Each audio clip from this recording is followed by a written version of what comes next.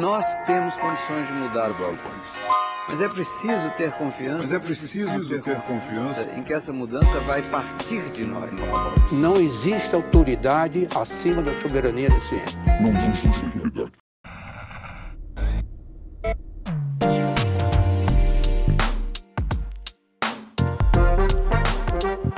Bem-vindos a mais um episódio do Nós da Nutrição, um podcast sobre nutrição e seu contexto na vida contemporânea. Aqui quem fala é Pablo Couto. E eu sou a Tayana e estamos aqui para desconstruir os nós da nutrição entre o sabor, o saber e o que fazer. E no episódio de hoje, a Bruna. Bruna! Oi! Olá! Olá! Olá, Bruna! A gente vai conversar um pouquinho com a Bruna hoje sobre uns projetos dela, né? Quer te apresentar? Sim. Oi, gente. Eu sou Bruna de Oliveira, sou nutricionista, formada pela Universidade do Vale do Rio dos Sinos, Unicinos, desde 2015. Desde 2015 eles dizem que eu sou nutricionista, então eu digo que eu sou nutricionista. Foi bem difícil no início, eu levei um semestre, 6 meses para conseguir dizer que eu era nutricionista, justamente por ser uma nutricionista não convencional, né? E a gente vai conversar hoje sobre a minha não convencionalidade, digamos assim. Tô bem feliz de estar aqui com vocês.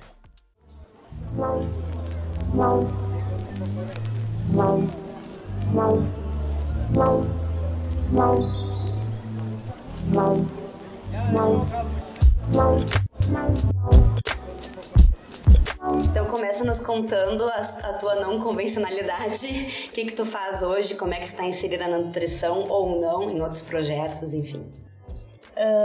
Deixa eu ver.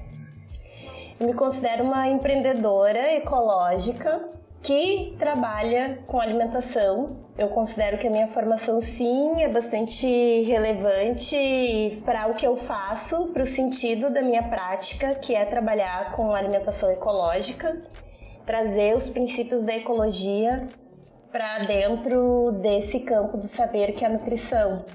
E a ponte que eu uso para unir ecologia e nutrição tem sido a sustentabilidade, tem sido o trabalho com biodiversidade, com plantas alimentícias não convencionais, num grande guarda-chuva que eu considero que são as teorias compreensivas ou esses ramos de saber das ciências sociais que flertam com diferentes segmentos, né, da sociedade, entre eles o comer e nutrir. E tu pode nos dar um resuminho do porquê tu foi para esse lado, que não é dos mais fáceis? Não é dos mais fáceis porque eu faço oficinas. Uma das minhas atividades, né, são trabalhos, rodas de conversa, com cursos de nutrição, diferentes turmas. E eu sempre falo que o que me motivou a entrar na nutrição foi trabalhar com combate à fome.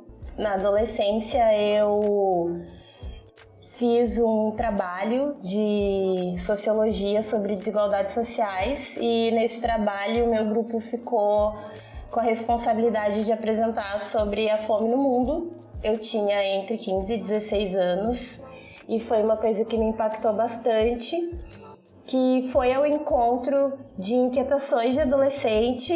Eu venho de uma família que é cristã, protestante, e eu cresci numa congregação evangélica.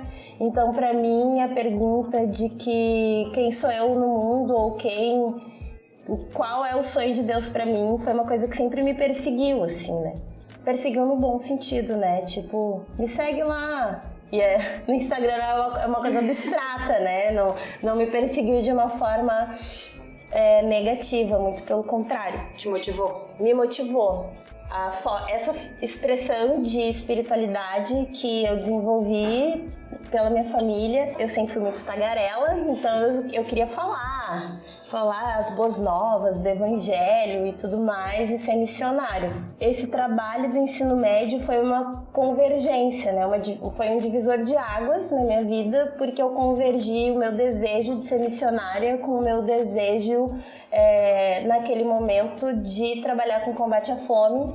E eu enlouqueci, comecei a ler sobre países do continente africano, conhecer a cultura, olhar para como eu poderia ir, porque eu queria ir logo, e então pesquisei diferentes sites, Médicos Sem Fronteiras, se eles queriam estagiários, se eles aceitavam igrejas que têm trabalho missionário com base em países africanos. Eu fiz diferentes caminhos, até que a minha mãe puxou minha nuvenzinha e disse: tu precisa ser alguém na vida, e ser alguém na vida pressupõe entrar na universidade, gatinha. Calma o coração.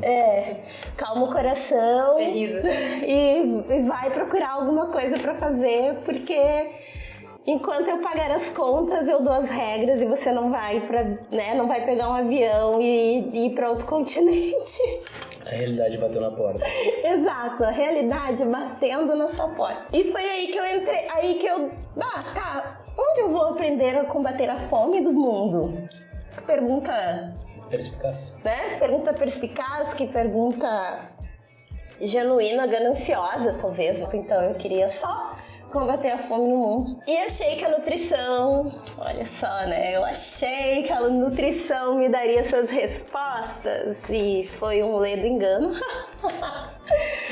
Foi um ledo engano porque, bom, estamos entre colegas aqui, sabemos bem como é a formação acadêmica do nutricionista, muito hospitalocêntrica, muito biologicista, muito centrada no nutriente. Focada no tratamento E na doença, né? A concepção de saúde como só ausência de doença.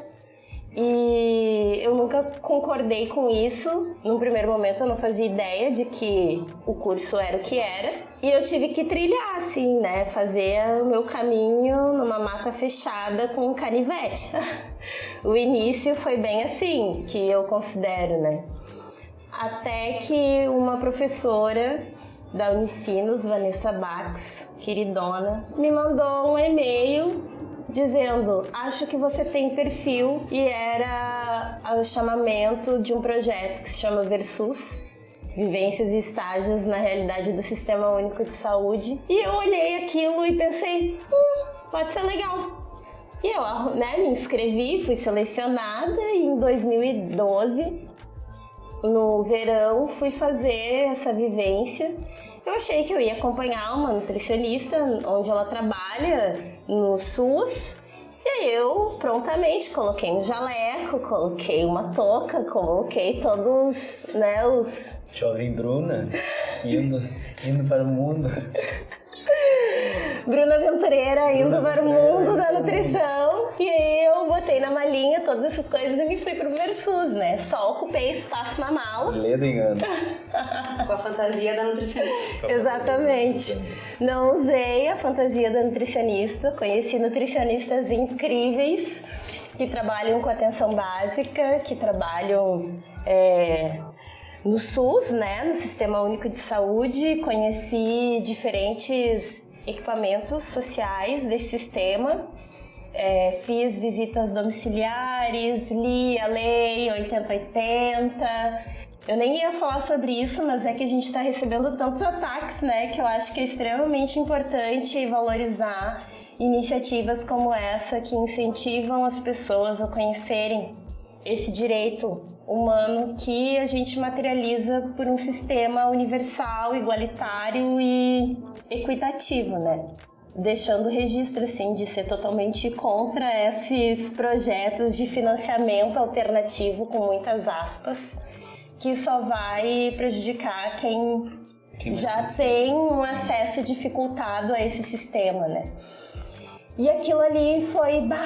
Então eu posso ser nutricionista e não usar jaleco, então eu posso ser nutricionista e trabalhar na vila, amassar barro e estar com as pessoas e fazer grupo e E isso, assim, expandiu a minha cabeça junto com as queridas punk, que são as plantas alimentícias não convencionais. E aí eu acho que é o segundo divisor de águas da minha vida enquanto pessoa e profissional, que foi outra professora maravilhosa, Signora Conrad, que falou sobre as plantas alimentícias não convencionais. Na época, isso é 2010, 2011, a gente teve uma aula teórica, uma saída de campo no sítio Capororoca, que fica na zona rural de Porto Alegre. E eu nunca mais fui a mesma, assim. O Versus e as Punk foram esse sentido de uma nutrição ampliada que não foi a que eu encontrei nos 5 anos e meio de graduação.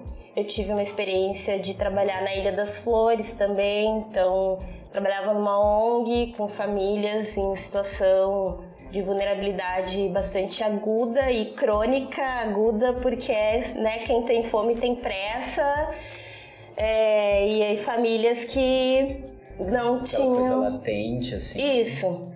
A África que eu procurava na adolescência e encontrei aqui do lado, e que também foi uma loucura na minha família, porque eu já não estava mais indo para casa, eu já queria estar dormindo na ONG, eu já queria estar com as crianças, e eu entrava mata dentro com as crianças e coletava várias coisas para fazer com elas na cozinha. A gente na Unicinos reabriu o centro acadêmico depois de 8 anos que ele estava fechado. Então foi muito significativo pra gente também, depois de 8 anos, pegar a chave da Secretaria Acadêmica Cajoca, Centro Acadêmico José de Castro, e fazer esse movimento, assim, né, de que, bom, a gente também vai pautar a nossa formação. E aí foram diferentes projetos, né, de cara a cara com a nutrição, que eram encontros com profissionais nutricionistas que estavam em outras áreas, ou profissionais de outras áreas que trabalhavam com nutrição. Aulas inaugurais também que a gente fazia integrado com outros cursos. Eu lembro da primeira aula inaugural que a gente fez, que foi com a Regina Miranda, que é uma nutricionista que trabalha na Emater, e uma economista doméstica que já virou estrela, que é a Brisabel Rocha, que escreveu um livro em cima da dissertação dela sobre a intersetorialidade entre a nutrição e o serviço social. E lembrar da Brisa é lembrar de uma pessoa referência para mim, assim. E é isso, uma economista doméstica ser uma referência para uma nutricionista, e onde estão essas nutricionistas para serem referência para outras nutricionistas, sabe? Eu senti bastante falta disso na minha graduação. E tu tá fazendo isso hoje? Tu falou que tá indo em cursos de graduação também falar da tua experiência como nutricionista hoje. Sim. Que é basicamente um dos projetos norteadores dentro do contexto do movimento estudantil, mas que faltou uma base da tua estruturação enquanto nutricionista hoje. Sim, né? Com certeza. Que massa. Com certeza, sim. Eu tive a fase da universidade, a época da graduação me instigou a querer ser professora, e eu queria ser professora para ser essa pessoa disruptiva, assim, né? Queridos, existem outras janelas, outras portas, outros caminhos. A gente não precisa só estar analisando caloria por quilo de peso e tá com adipômetro e trabalhasse no hospital, trabalhasse no consultório. Por mais que isso tenha relevância dentro daquele contexto, eu acho que é isso que falta mesmo na nossa profissão, né? Perceber que não é só esse o contexto. Exato, é pegar os outros caminhos e ocupar eles, né? Ter esse olhar de que tem toda uma população, toda uma outra área que pode ser abordada, que precisa de atenção do nutricionista, que tem relação com o alimento ou com a falta do alimento, que tem que ter, a gente deveria, no mínimo, estar ali, né? Ou pelo menos tentando, que nem tu tá falando, tá abrindo caminho. Abrir caminhos, assim, que eles Não que eles não existam, eles existem, porque o espaço está aí, não existe espaço vazio, né? A gente percebe um grande número de jornalistas que estão trabalhando com recorte da alimentação e da nutrição. A gente já, desde a graduação, acompanha blogueiras fitness que também dão seus pitacos. E aí a gente vê nutrólogos e endocrinologistas e uma gama de profissionais, e a gente sempre no mesmo lugar, com o jaleco branco, ou revidando, né, ou sendo combativo, do tipo, respeitem o meu espaço, mas também não apresentam alternativas para que as pessoas reconheçam no nutricionista além do que já é o senso comum, né? Total. É verdade. E o que a gente sabe fazer é brigar pelo ovo. Ah, todo mundo fala do ovo, daqui a pouco o ovo volta de novo, o ovo. É uma das coisas que normalmente, na mídia, é uma das coisas que normalmente o nutricionista se posiciona. Quando tem algum alimento que ele vira notícia, mal, ou uma notícia boa ou ruim, né? Mas vira notícia, daí é quando o nutricionista é lembrado, mas ele não é o pautador da notícia. Ele não é a pessoa que motiva a discussão sobre algo, né? Isso é um pouco do teu trabalho, assim, tornando pública a discussão sobre as punks, né? Que tu e a tua sócia fazem, correto? Sim, hoje eu tenho uma empresa social que se chama Crioula Curadoria Alimentar, junto com a Bettina Leixo, que é designer. Eu digo que ela é designer ecológica. A gente se conheceu num curso de permacultura em São Francisco de Paula. E a Crioula, ela surgiu, eu digo que ela é a melhor versão de mim, porque esse acúmulo que eu tenho desde os 16 anos, que foi se aperfeiçoando, encontrando outras matrizes de saber para dialogar com a permacultura, a agroecologia, o desenvolvimento rural. Eu fui, todas essas vivências que eu tenho tido, assim, e uma grande vontade de ter um trabalho autoral, né? Alguma coisa que eu conseguisse deixar minha marca positiva no mundo. E a crioula vem disso, assim, é a junção da concepção de sementes crioulas com o termo crioulo que foi dado para os descendentes de pessoas escravizadas no Brasil, eram denominados crioulos, crioulas. Então, considerar a ancestralidade africana e toda essa bagagem cultural que existe desse berço civilizatório, e ao mesmo tempo reconhecer um lado da produção de alimentos, que é o que eu acredito que é a agroecologia, e das sementes crioulas, que são preservadas pelas famílias e repassadas de geração a geração. Uma cultura de cuidado, uma cultura de apreço pelo sistema, pela paisagem, pelo ambiente que cercam essas famílias, e pela luta, né, também, que é semelhante, por liberdade, porque quando a gente olha para as grandes corporações de sementes e de agrotóxicos e toda essa tecnologia da agricultura de hoje, né, que é a majoritária no mundo, elas aprisionam as sementes, né? Então as sementes crioulas é um ponto de resistência. Eu, enquanto uma crioula contemporânea nesse Brasil, também sou um ponto de resistência, e a empresa em si, que junta comunicação, ecologia e nutrição, também é um ponto de resistência e de ressignificação do quanto a gente pode interligar diferentes saberes para produzir saúde. Eu sempre fico nessa tríade, assim, né? Eu sou uma profissional de saúde, eu sou uma profissional da vida, porque trabalho com algo que é a base da manutenção da vida, mas eu acredito que a alimentação saudável e adequada, ela só é possível quando a gente olha para as pessoas e para o planeta.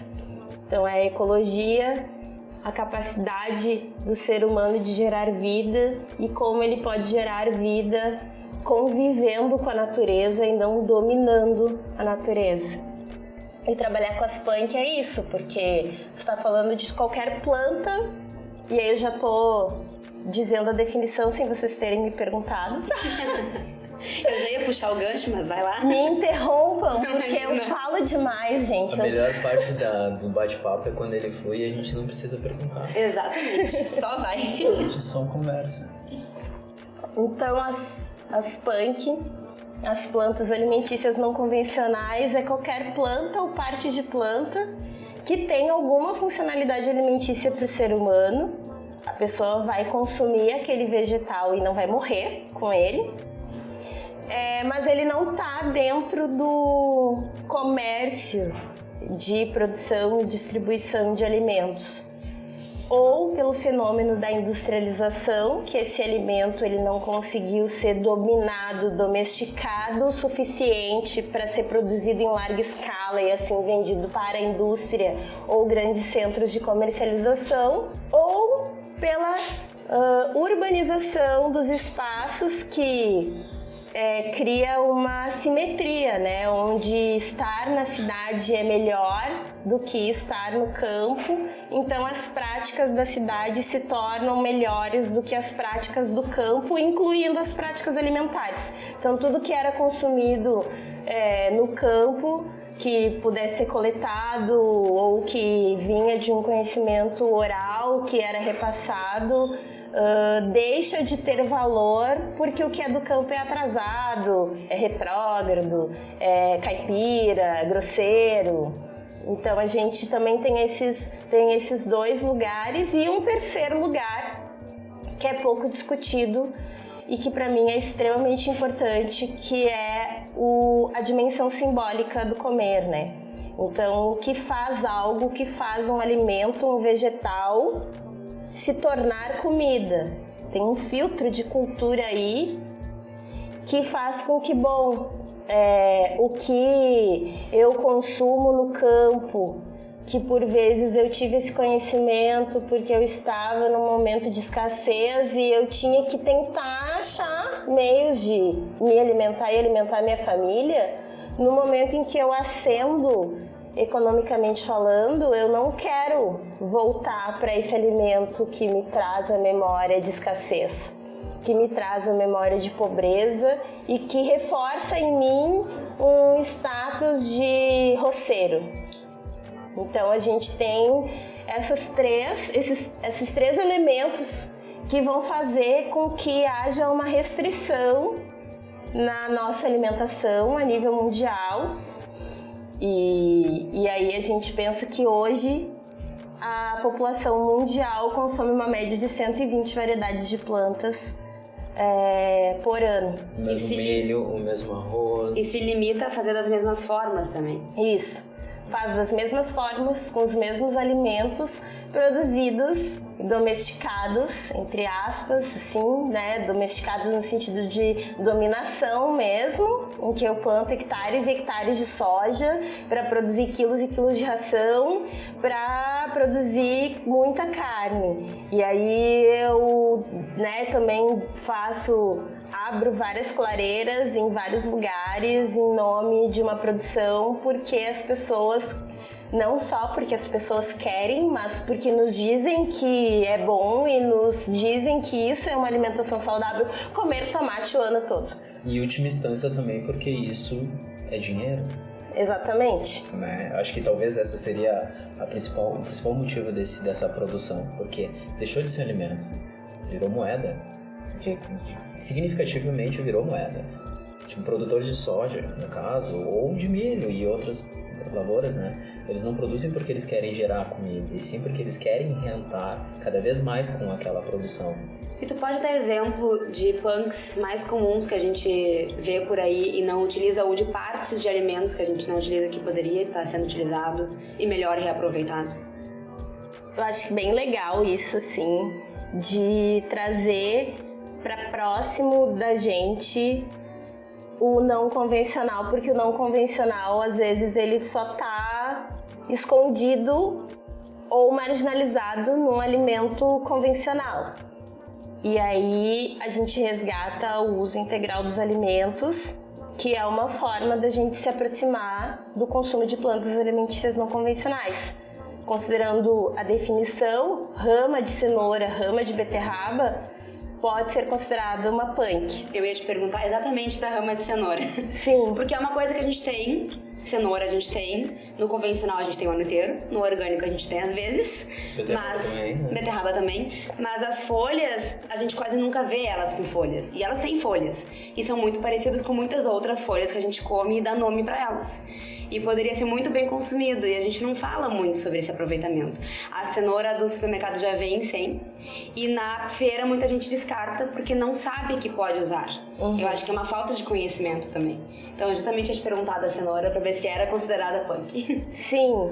Quando a gente está falando das ramas, a gente está falando dessa parte não convencional de um alimento convencional. Então, com a rama da cenoura, eu posso fazer um caldo.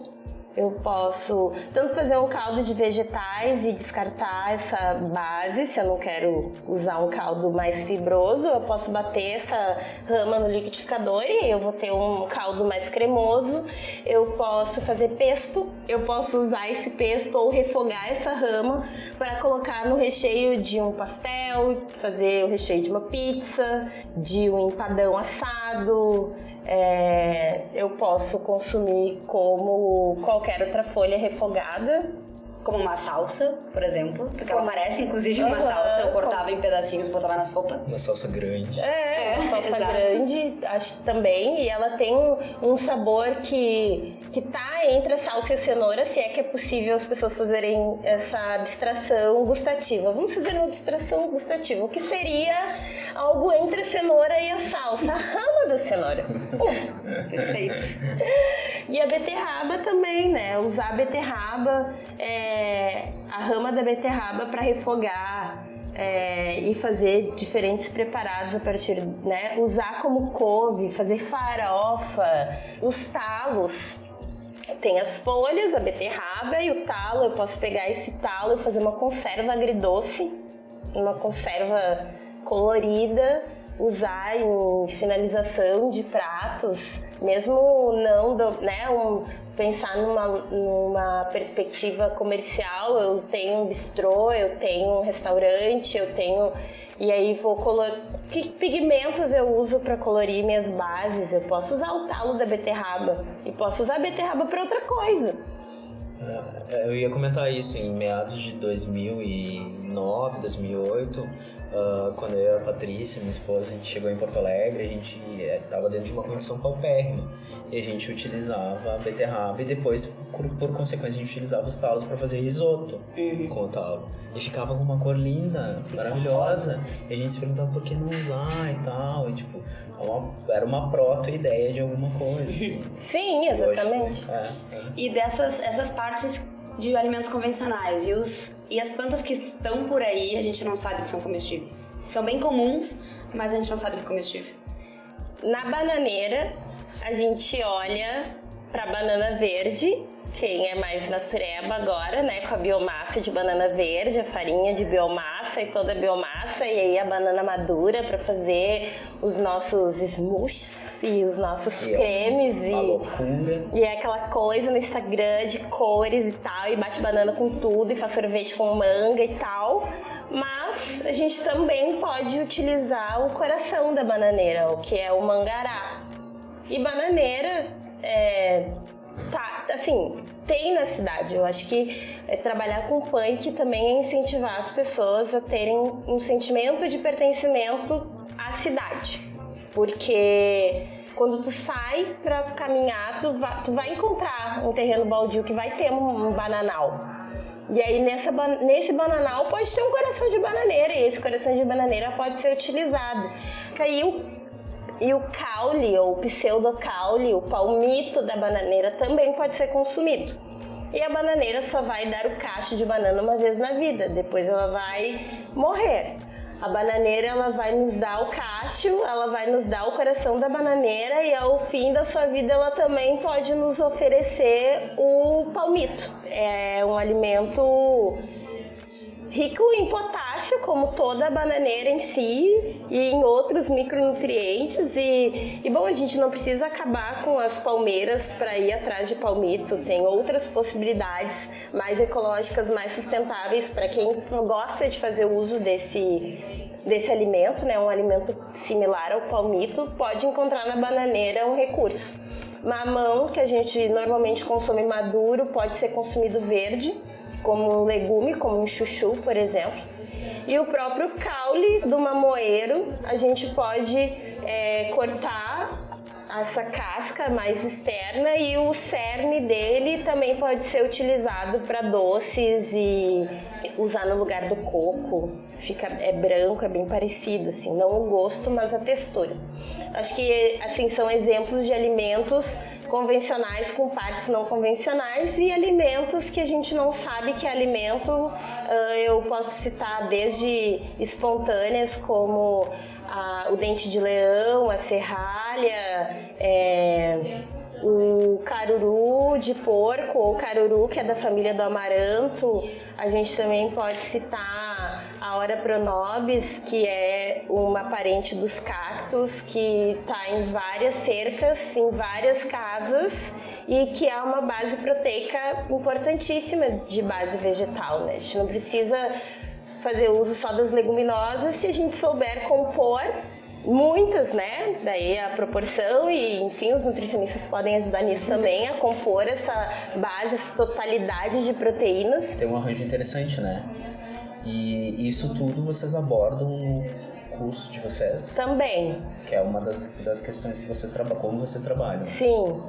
Como utilizar, como reconhecer, onde encontrar. Feiras orgânicas são lugares em que as pessoas podem, sem medo, né, adquirir essas plantas. A SPANC, ela virou esse acrônimo, né?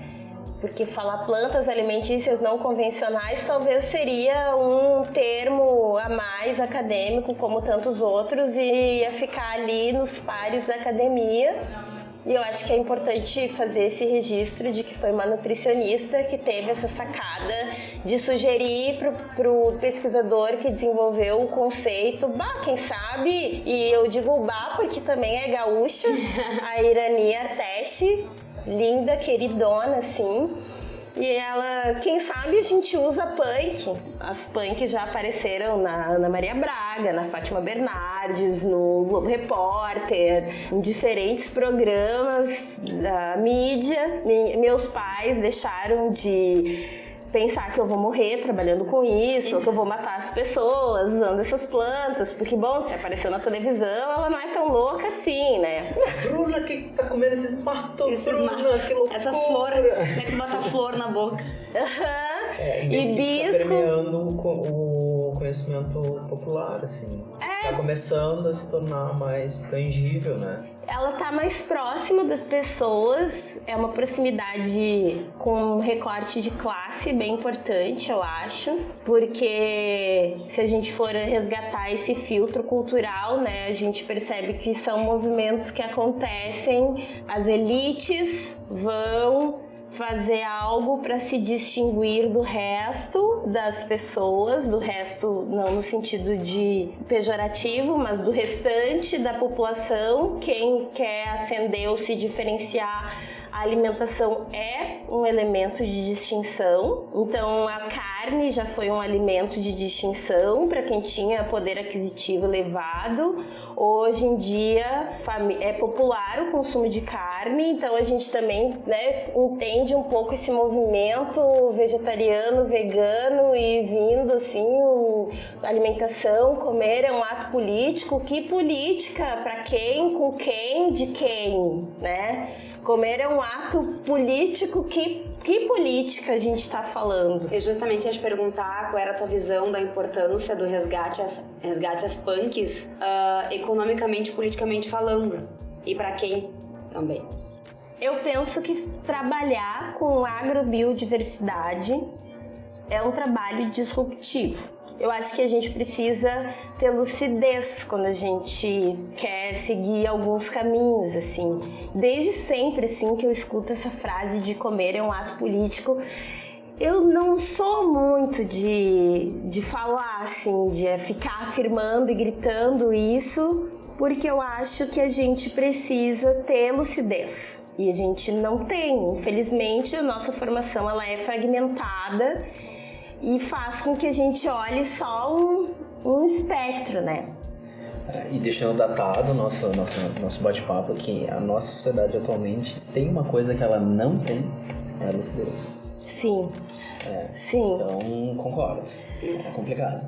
E aí, sempre que tu recebe coisas, por exemplo, comer é um ato político, e aí a gente... eu falei antes da tríade, né, para tentar olhar o que é uma planta alimentícia não convencional. E a gente vai ver que nesse processo, não necessariamente os povos e comunidades tradicionais estão no centro dessa discussão. Há uma idealização da cidade em relação ao campo, das práticas alimentares do campo, como se o campo fosse aquele lugar distante, mitificado, um rural feliz, uma calma, uma dimensão bucólica do viver, enquanto não, né? A galera tá levando tiro de grileiro, a galera tá sendo expulsa dos seus territórios. Tomando banho de agrotóxico, se matando porque se vê refém das grandes indústrias. Então, o campesinato brasileiro, ele é extremamente massacrado historicamente, assim.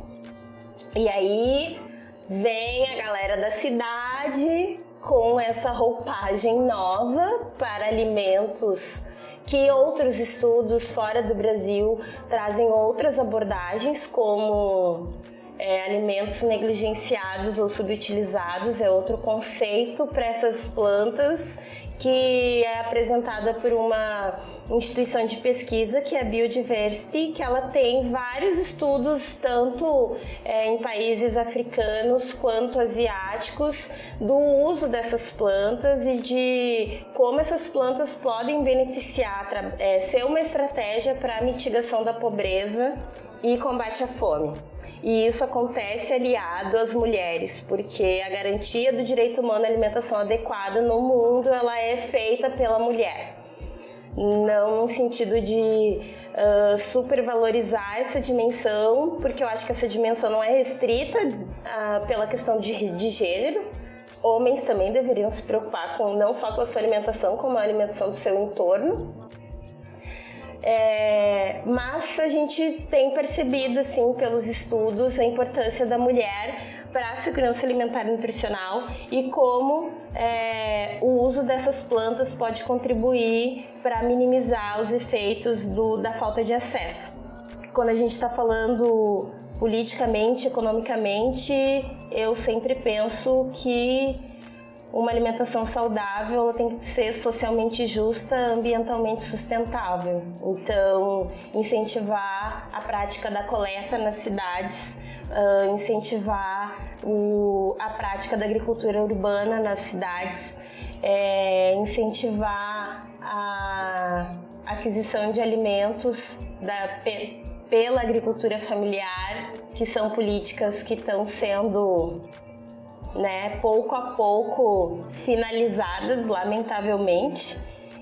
E isso todos esses arranjos, são arranjos que contribuem, porque no momento em que a gente tem diferentes profissionais, diferentes pessoas incentivando que a gente volte a olhar para a natureza não como mercadoria, não como fonte nutricional da minha saúde, que não se restringe só à composição, ao repertório de nutrientes que eu consumo. Sim, comer é um ato político, que pode ser político quando eu não só incentivo a compra, a comercialização por vias locais e territoriais, mas também quando eu incentivo políticas públicas que ampliam o acesso das pessoas a alimentos de qualidade. Então, é pensar de forma sistêmica e é pensar uma economia circular, uma economia do povo, para o povo, com o povo. Exemplos como a favela orgânica no Rio de Janeiro, ou a quebrada sustentável em São Paulo, ou eu acho que a gastronomia da periferia ou gastronomia periférica, que é um projeto da Unicinos aqui no Sul, só dando diferentes exemplos, ou o Iacitata, que é um centro de cultura alimentar no Pará, que eu tive a oportunidade de conhecer, e a Tainá Marajoara como uma socióloga, uma atriz, uma militante da alimentação e do direito humano à alimentação adequada. São todos exemplos que, por favor, a gente pesquisem essas iniciativas que nos mostram como a gente consegue fazer uma alimentação como um ato político, como eu acredito que as pessoas querem bradar, mas que na prática acaba dando uma resbalada, assim, porque é muito fácil tu morar no Bonfim e dizer que comer é um ato político quando tu tem a maior feira agroecológica na esquina da tua casa, né? Ou quando tu pode pegar uma bicicleta e ter todos os outros direitos de ir e vir, de lazer, de educação, porque é isso, né? A tua bicicleta de bambu vai da banda. Isso! Na hora do Guaíba, bem de boa. Com o teu mate, com a tua erva orgânica, com o teu piquenique entre amigos que são politicamente corretos e lá no Rubem Berta, que é onde minha família mora, assim, né? Como eu faço isso com as unidades básicas de saúde que a gente tem no município? Será que a gente não pode pegar o exemplo da horta comunitária da Lomba do Pinheiro, que tem mais de 10 anos de existência e que tem vários grupos nas unidades básicas, nas estratégias de saúde da família próximas daquele lugar que fazem uso daquele espaço? Eu acho que a gente precisa trabalhar em rede. E esse trabalhar em rede não é algo abstrato, não são seminários, não são grupos de estudos, não são essas estratégias acadêmicas que a gente sempre pensa num primeiro momento. É botar a mão na massa, é passar numa ferragem, é pegar uma enxada, é comprar uma tesoura de poda, é caminhar com as pessoas e mostrar: tem comida aqui, tem comida aqui, tem comida aqui, tem comida aqui, tem comida aqui. A Aroeira, que aí eu vou dar um outro exemplo, a Aroeira que dá pimenta rosa e a gente compra, o lugar mais barato que eu encontrei foi na zona cerealista de São Paulo, R$62 o quilo da pimenta rosa, e nos bairros de Porto Alegre o que a gente mais encontra são aroeiras. E assim, lamento quem perdeu a safra da aroeira. Mas as punks ainda dão muito medo, assim, né? Não é todo mundo que teria a coragem de sair comendo coisas que vai encontrando na rua, até porque tem que ter cuidado mesmo. Onde que tu indica as pessoas hoje procurarem informação confiável sobre isso, assim? Sobre quais punks estão por aí que a gente pode, como tu falou, pode ir lá na Aroeira e conseguir a tua pimenta rosa, sabe? Eu vou puxar a brasa pro meu assado, porque esse é o meu trabalho. As pessoas podem acessar o meu site, que é crioula.net, ou pelas redes sociais, no Facebook, no Instagram é Crioula Curadoria, no Twitter é Crioula Cura, e a gente compartilha tanto as nossas andanças pela cidade para fazer coleta, porque eu me alimento do que eu coleto majoritariamente há muitos anos, as preparações que eu faço, que é com o que eu tenho em casa, e não no sentido de que é o que eu tenho em casa, de uma forma, eu crio o que eu tenho em casa, né? Vou no mercado público, compro diferentes temperos, diferentes especiarias, eu faço coletas periódicas, enfim, essa decisão de colocar a alimentação num lugar que ela merece, assim, né? Porque a gente terceiriza a nossa alimentação. A gente acha que a gente tem que responder 10 e-mails, trabalhar 50 horas por semana, e aí também torna-se um peso pensar na sustentabilidade da casa, na sustentabilidade da alimentação, dentro dessa lógica louca de vida. E a proposta, eu acho que de se deparar com essas possibilidades é de questionar a gestão do tempo da vida, né? O que eu tô fazendo da minha vida? Se eu não consigo cuidar de mim por meio da minha alimentação, aquela pausa assim que tu não sabe como continuar, né? Porque seja qual for o movimento contra a cultura que a gente entra, seja pela saúde pública, seja pela alimentação ecológica, seja pela economia solidária, a gente sempre vai esbarrar nessa gestão do tempo da vida dentro de um espectro de sistema socioeconômico que nos suga. A ideia é transformar isso. Como eu consigo mudar a gestão do tempo da minha vida e colocar a alimentação no lugar que ela merece, colocar as minhas práticas de autocuidado no lugar que elas merecem e, a partir disso, comer, vestir, morar, trabalhar e sociabilizar. E eu procuro compartilhar com as pessoas como eu consigo fazer isso, porque eu também preciso pagar os boletos, eu também preciso porque quero, né? Preciso porque desejo fazer uma pós-graduação, me tornar professora universitária. Então, olhar para o que eu estou fazendo e transformar as minhas práticas cotidianas lentamente, como eu já disse, são 8, 9 anos em que eu me dedico para pensar a minha alimentação. E aí, por pensar a minha alimentação, eu desenvolvo o meu trabalho. Porque eu vivo isso, né? Talvez as pessoas que trabalham durante a semana, 44 horas, vão ter o final de semana. Talvez ela não vai conseguir fazer as suas marmitas, mas ela pode procurar restaurantes. Talvez ela não consiga ir nos restaurantes ou fazer as marmitas, enfim, mas o que você pode fazer para tornar a sua prática diária mais ecológica? Para tornar a sua prática diária mais próxima dos ritmos da natureza. E tem ferramentas para a gente fazer isso, né? Tem os conteúdos que eu produzo e eu sempre procuro mostrar para as pessoas links online, né? Eu trouxe, as pessoas não vão ver porque elas vão ouvir, mas enfim, quando vocês entrarem no site tem um texto que se chama Um Resumão das Punk, lá tem vários links de várias apostilas e cartilhas que estão lá na internet para as pessoas olharem, e tem as fotos, tem informações, tem como eu planto, qual a época, onde eu encontro, feiras, né, orgânicas e não orgânicas também tem. Falar com os feirantes, tipo, tu não consegue tal coisa pra mim. Exatamente, tô querendo experimentar um caruru.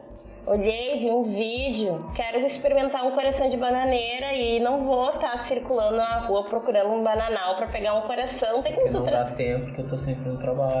Não dá tempo. Eu chego em casa, tem que cuidar das crianças, alguma coisa assim. Então, ter redes de apoio. Redes de apoio, isso é muito importante. Fazer redes. Criar a sua rede.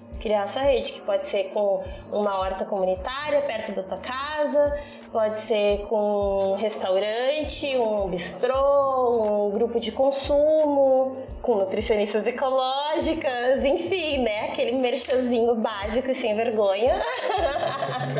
Mas é isso, incentivar profissionais que trabalham com isso, porque não é fácil, tu não tem recurso de multinacional para fazer campanha, né?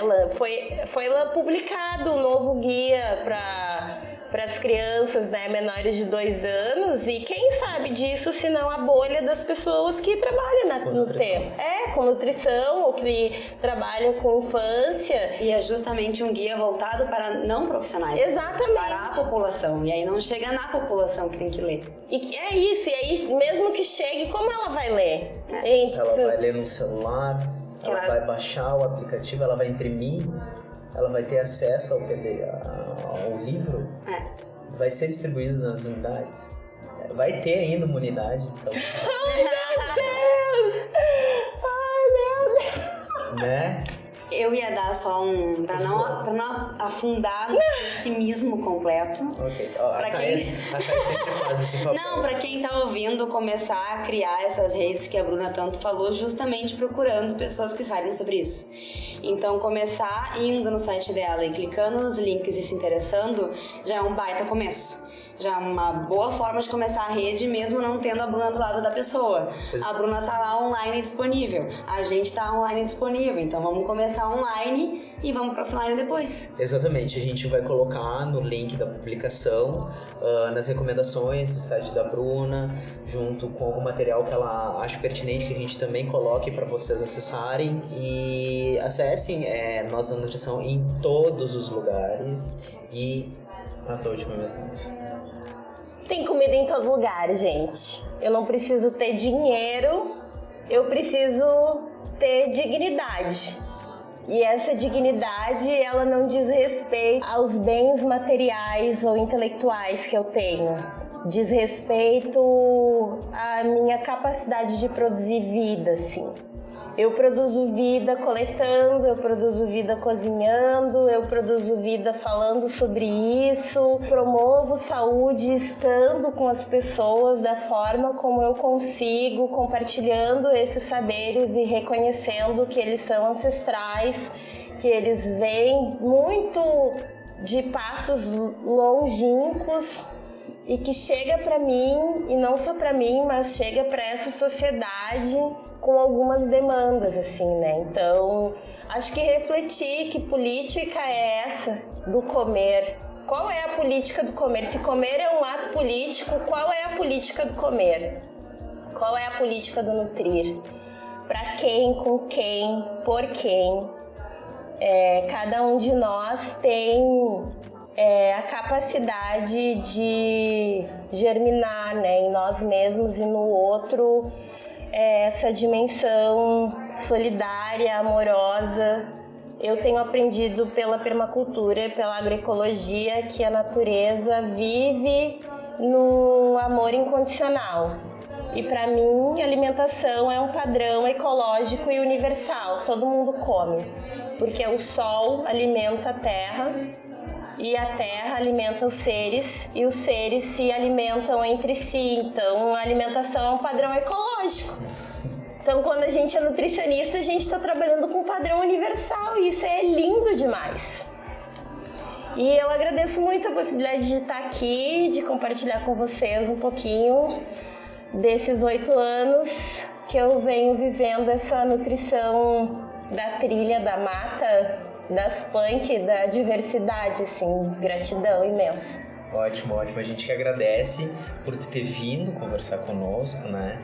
Eu acho que certamente vai ter espaço para mais vezes, porque é uma discussão que ela não se esgota fácil, né? E eu quero deixar uma mensagem para vocês que estão escutando. Se vocês querem a Bruna no Nós da Nutrição, coloquem qualquer mensagem com o hashtag Bruna no Nós da Nutrição, pra gente ter uma ideia, a gente planejar alguma coisa. Pra gente fazer acontecer.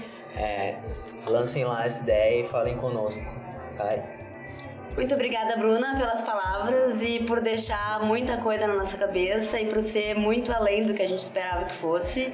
Foi muito além das punks e o que é e definição e como usar. Então, o convite está totalmente aberto para tu voltar de novo e dar um chute na nossa cara de vez em quando.